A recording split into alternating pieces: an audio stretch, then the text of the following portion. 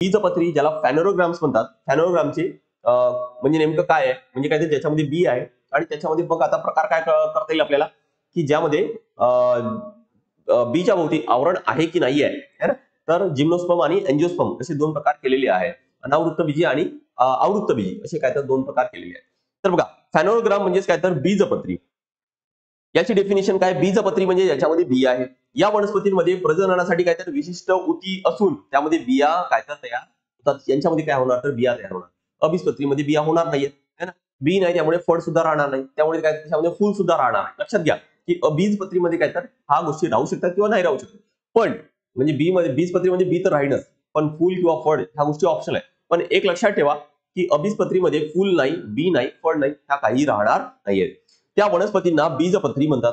यांची प्रजनन प्रक्रियेनंतर काय तर तयार होतात, काय तयार होतात तर बिया तयार होतात. म्हणजे बेसिकली काय तर याच्यामध्ये फुलं सुद्धा येतात आणि फुलांचा जो यूज आहे तो कशासाठी येतात, तो लैंगिक प्रजननासाठीच काय तर वनस्पतींमध्ये होत असतो. आणि ज्यावेळेस हा लैंगिक प्रजनन होतं तर अशा वेळेस त्या फुलांच्या जागी आपण बघतो ना की आंब्याच्या झाडाचा बहार आला की ते झडल्यानंतर त्या ठिकाणी आंबे लागतात म्हणून, है ना. म्हणजेच काय त्या आणि त्या आंब्याच्या मध्ये काहीतरी बी पण असते, बरोबर. तर ते फुलं झडल्यानंतर काय तर त्या ठिकाणी बिया येतात.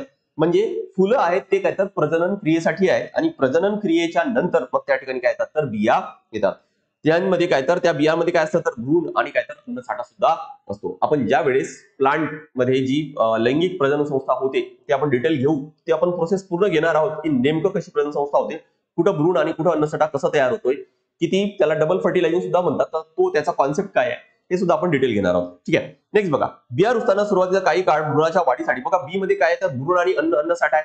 त्यामुळे ज्यावेळेस रुजत आहे त्यावेळेस काय होणार की त्या भ्रूणाला म्हणजे जो एम्ब्रिओ आहे त्याच्या ज्यावेळेस त्याची कोंब येणार, पण तो जमिनीच्या खालीच असतो, त्याला स्वतःचं अन्न सुद्धा मिळत नाही, पण तो अन्न प्रोव्हाइड कोण करतो तर हा जो अन्नसाठा आहे तोच काय करणार तर त्याला वाढीसाठी अन्नाचा वापर करता येतो.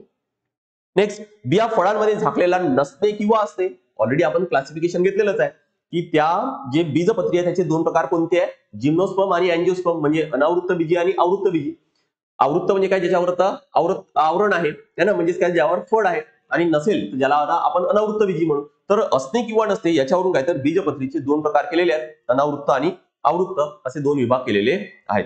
बरोबर. आता बघा की इथं पण मी डायग्राम घेऊन आलोय, फार इम्पॉर्टंट आहे हे दोन डायग्राम. बघा की पहिला जो डायग्राम आहे तो आहे जिम्नोस्पर्मचा आणि दुसरा जो डायग्राम आहे तो आहे काय तर अँजिओस्पर्मचा. हे दोन डायग्राम लक्षात ठेवा, कारण क्लासिफिकेशन मध्ये फार इम्पॉर्टंट आहे. जी शाळेच्या पुस्तकात जे नोट्स दिलेले आहेत आपल्याला की या दोन झाडामध्ये कोणता वर्गीकरण असतं, काय पॉइंट्स आहेत, त्यासाठी हे इम्पॉर्टंट आहे. ठीक आहे. याचं झाड बघा कसं आहे तर एक मेन खोड आहे आणि त्याला काहीतरी मुकुटासारखं पाने फोडलेले आहेत. आणि हा जर झाड बघितलं तुम्ही अँजिओस्पर्मचं तर याच्यामध्ये काहीतरी प्रॉपर आपल्याला काहीतरी पान, खोड ह्या सगळ्या गोष्टी काहीतरी याच्यामध्ये पाहायला मिळतील.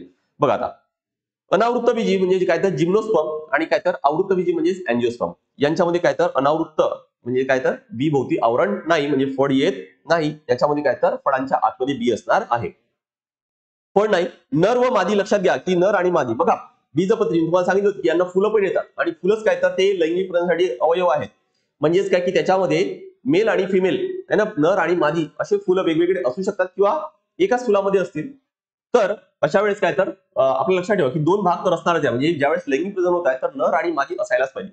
त्यामुळे नर आणि मादी फुले एकाच झाडाच्या वेगवेगळ्या बीजाणूपत्रांवर येतात. लक्षात काय ठेवायचं तुम्हाला की जिम्नोस्पर्म मध्ये एकाच झाडाच्या वेगवेगळ्या बी, म्हणजे एकाच झाडामध्ये नर आणि मादी फुल राहणार आहे.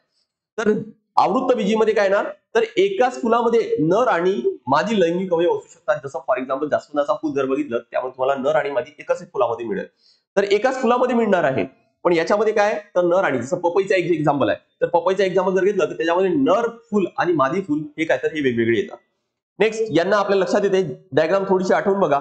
हे जिम्नोस्पर्मची आहे, याच्यामध्ये फांद्या नाही आहेत, डायरेक्ट काय तर फांद्या नाही आहेत आणि पानांचा हा मुकुट तयार झालेला आहे.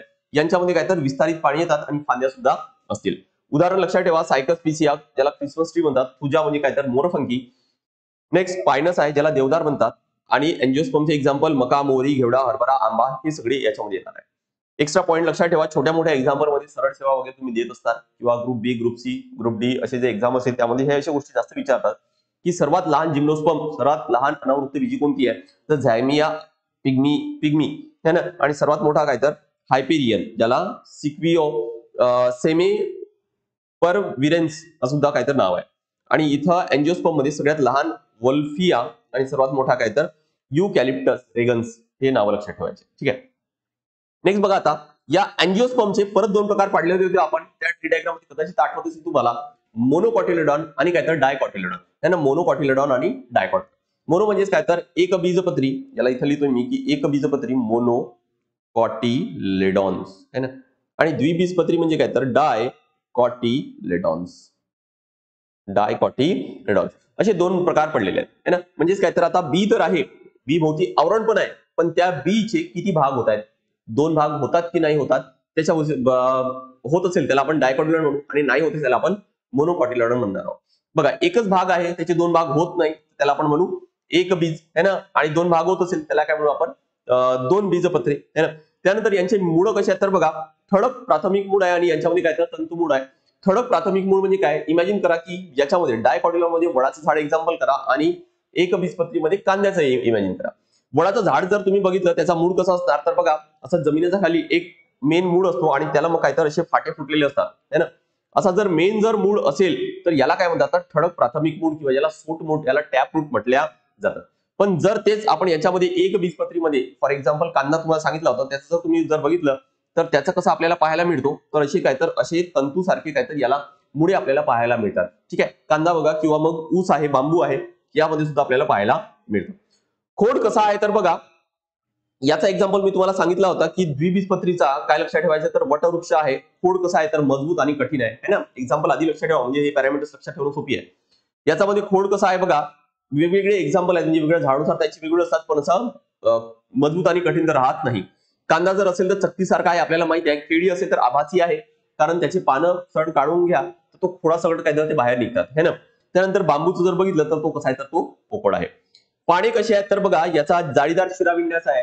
म्हणजेच काय तर जसा पान असेल तर बघा वडाचा किंवा दुसरा कोणता झाड, तर याच्यासाठी काय असतात तर असे वेन्स असतात आणि यांना परत काय तर असे जाळीसारखे काय तर हे पूर्ण असे पसरलेले आहेत, पूर्ण असे जाळीसारखे हे पसरलेले असतात, है ना. ते जर याच्यामध्ये जर बघितलं आपण एक बीजपत्रीमध्ये, तर त्याचे पानं कसे असतात, जसं केळीचं आपण एक्झाम्पल जर घेतलं तर केळीचं पान बघा कसं आहे, केळीचं पान बघा हे कसं आहे, तर हे असे पॅरल काय तर असे वेन्स आहेत यांना, है ना, म्हणजे काय तर समांतर आहेत. आणि म्हणून इथे बघा की जाळीदार लिहिलंय, इकडे काय लिहिलंय तर समांतर शिराविन्यास लिहिलेलं आहे ना.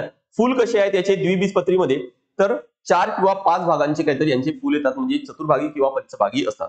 तर एक बीजपत्रीमध्ये काय असतात तर 3-3च्या पटीमध्ये काय तर त्यांचे भाग असतात. तर